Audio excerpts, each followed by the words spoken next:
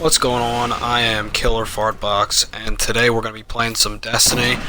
Mainly, I want to talk about the Taken King DLC, or game itself, basically, that it is, and whether or not it's worth it, and, why people continue to shell out all these big bucks for this game.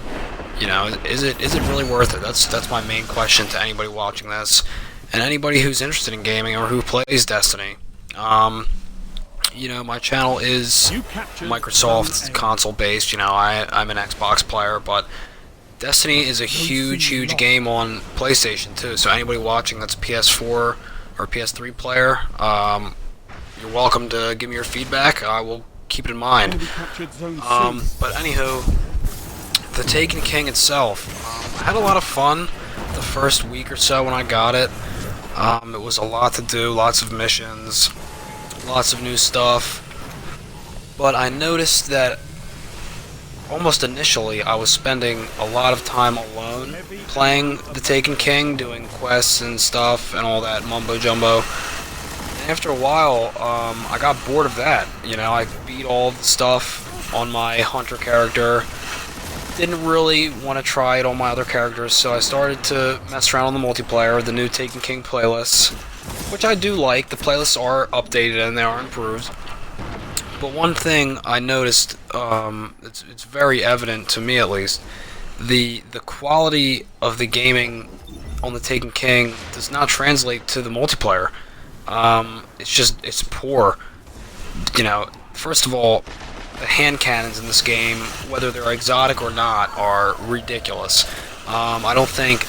First of all, I pull out a sidearm once or twice in this video and get totally shit on by people with hand cannons. I don't think a sidearm should be weaker than a hand cannon. I think that's a little ridiculous.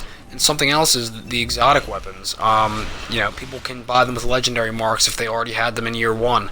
I think that's kind of ridiculous. I worked really hard to get those guns in year one, and it's kind of stupid that people can just hop on and pay for it with their legendary marks to get the exotics and go to play PvP, not even have to play any single player or strike-based anything or any of that to get their exotics, and they just get it for almost free, almost nothing, and it kind of bums me out.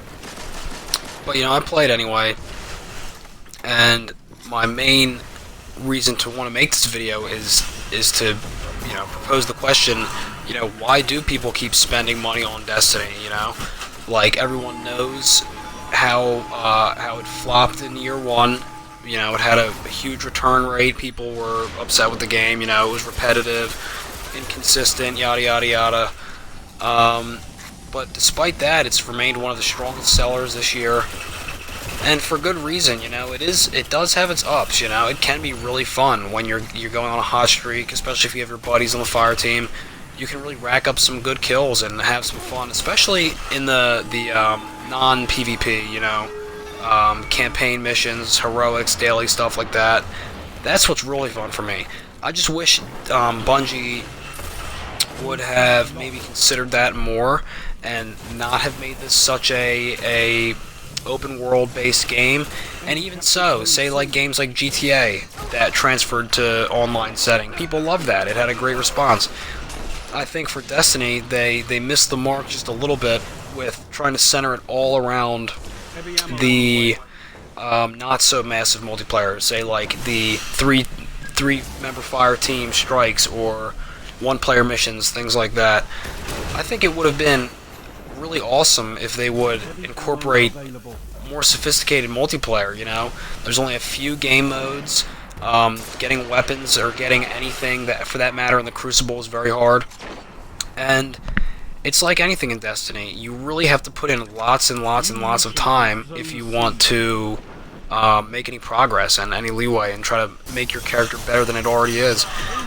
And that's something that I really thought they were going to adjust, especially with the updates prior to the Taken King, and with the Taken King itself. I bought the full version. The DLC was great, and honestly, it was better than the year one game itself, so it kind of angers me a little bit that Bungie did that, knowing that they were going to release another game just a year later, and make people have to pay for it all again. So, it's just something to think about. You know, anybody watching this, leave a comment. Please subscribe. I'm trying to grow my channel, and you know, let me know what you want to see next. This is just, I like to ask questions and propose, you know, thought-provoking commentary. And I'm hoping, you know, you guys have some feedback to give me. Thanks for watching. Until next time, I am Fartbox. Zone B neutralized.